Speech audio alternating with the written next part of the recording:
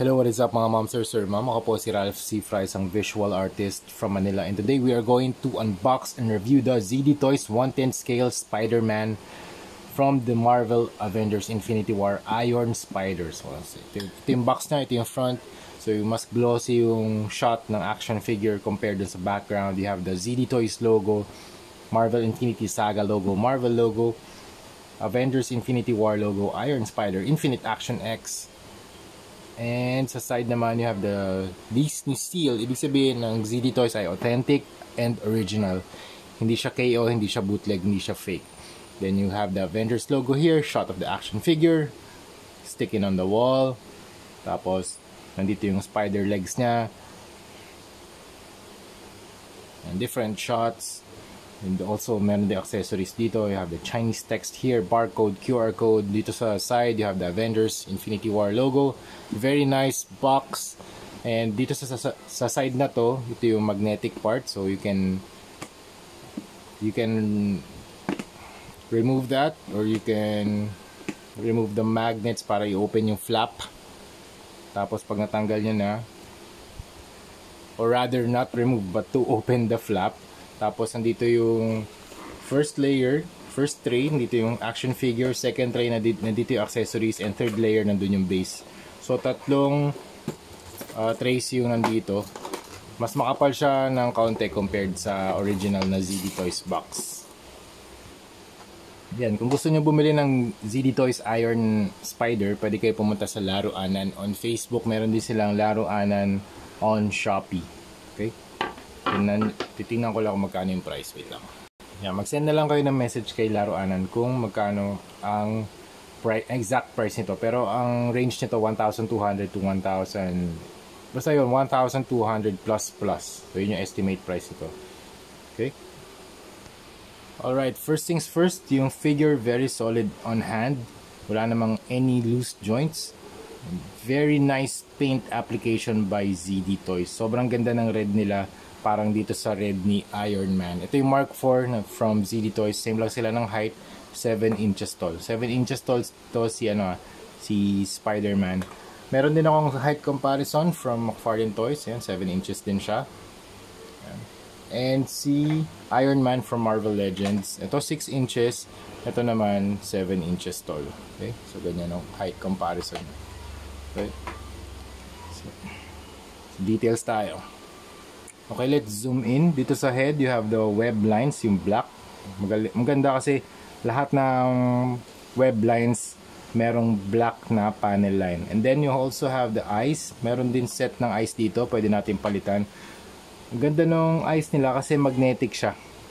Yun yung maganda rito sa ano. Yun yung improvement na ginawa ni ZD Toys dito. Pwede nyo palitan yung mata. Tapos, pwede nyo tanggalin and i-equip ulit using magnets. Ganda. Then you have the shape ng ilong. Ibig sabihin, yun nga, may tao sa loob. Very cool silhouette, very cool form.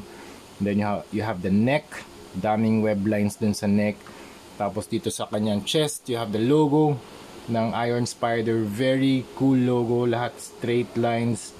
Naghahanap din ako na maganda naman yung pagka-paint. Wala namang mga lumalampas. Very nice paint application by ZD Toys. You have the gold lining, the light blue here, the cyan. Tapos, yung para siyang umiilaw dito. 1, 2, 3, 4, 5, 6. And then you have the gold na mga sections. Tapos yung red niya, cherry red pa rin. I think same yung ginamit dito sa Iron Man. Same technology, very glossy red, and then other paint medyo matte na siya. Hindi siya ganun ka-glossy. Maganda yung contrast ng ganun texture. You have mix ng glossy and mix ng matte finish. Then you have the gauntlets. Yung gauntlets niya para siyang medyo pa-sharp yung pa-triangular yung design. Then you have the fists na hand. Marami din siyang extra hands dito. Mamaya tingnan natin. Then you have the stomach section. Tapos sa likod naman, you have the Iron Spider logo. Pwede natin, may attachment din dito sa likod. Yun nga, magnetic din siya. Yun ang maganda rito. Galing ng ginawa ni ZD Toys dito. Very very nice improvement kasi gumamit na sila ng magnets to equip itong mga spider arms or spider legs. And then you have the suit, yung blue, yung kulay excuse me. Yung blue na ginamit nila dito, hindi siya super saturated. Actually, mas ano siya, very close to desaturated blue. Parang black yung underlaying underpaint. And then you have the mix ng konting-konting percentage lang ng blue. And then you have the black panel lines. Tapos dito sa boots, same lang. You have the reds, the golds, and the blues din dito. Yung reds talaga ang ganda ng pagkaka-paint nila. And then you also have the web lines na black pa rin. Okay, accessories, you have the hexagonal base with the Avengers Infinity War logo, Iron Spider logo, very sturdy. Meron ka ring stand to hold the figure.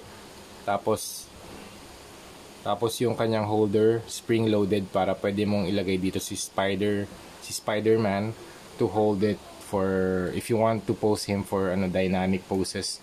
And then ito yung magandang accessories niya talaga, spider arms 4. Yung kulay niya medyo saturated gold siya, iba yung gold niya rito, mas may yellow. Ayan o. Tapos ilan yung articulation? 1, 2, 3, 4, 5. 1, 2, 3, 4. 4 points of articulation. You can articulate here, here, and here. Okay? Tapos, ano pa ba? Ito, yung mga web accessories. Ang ganda. Ang ganda nung inclusions dito. Merong web na nakabuka. So, you can, yung naka-spread na. So, you can put it here. Diba? Sa mga pader. Parang nakadikit siya sa wall. And then, you have the blast effects. Yung web effects niya. Parang galing sa kanyang wrists. Or sa mga web shooters. And then you have ito yung mga accessories. Nilalagay ko dito kasi maliliit ng mga eyes.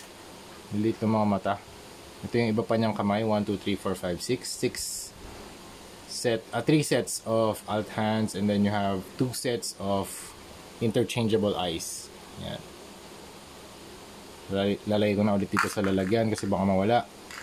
Tapos, ito yung attachment niya sa likod para pwede natin siyang lagyan ng spider legs or spider arms. Tanggalin na natin to. Gamit ko blue tack para medyo madikit.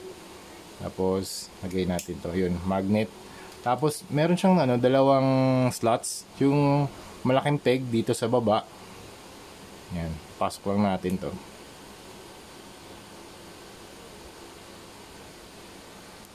Ay, hindi pala. Yung malaking butas dito kasi ito yung malaking peg dito sa taas.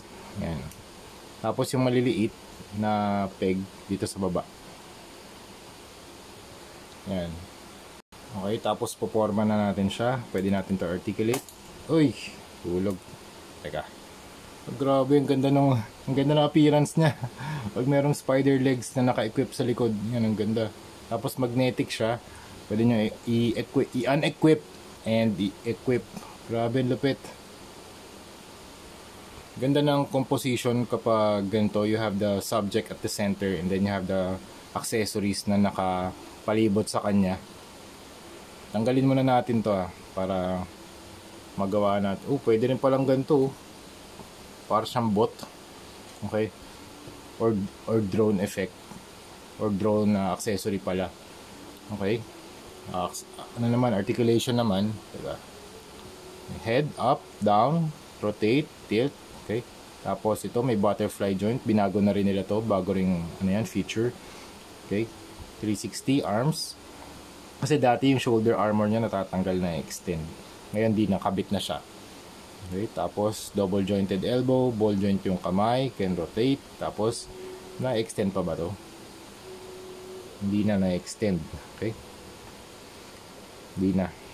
Wala nang extension sa kanyang waist. Okay? Ito yung magnets. Dalawang strong magnets naman yung nakakabit. Okay? Tapos, you can ab crunch, stretch.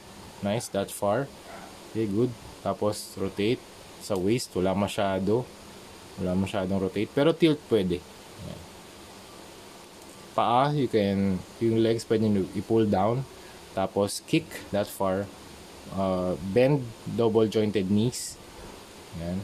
That far. Okay. Tapos ball joint yung paa. Yan. Equip ulit natin. Okay. Try nating i-pose for the final na verdict natin. Very, very cool action figure from ZD Toys. Ang ganda ng improvement na ginawa nila dito compared dun sa mga dati na lang releases. Ang ganda ng spider arms. You have the magnet sa eyes and then yung magnet dito sa likod. Very cool feature. And hopefully marami pa silang gawing armors based dun sa MCU. Alright, again, thank you very much Laruanan for this very, very cool action figure for unboxing, review, and customization. Yan. Okay? Thank you.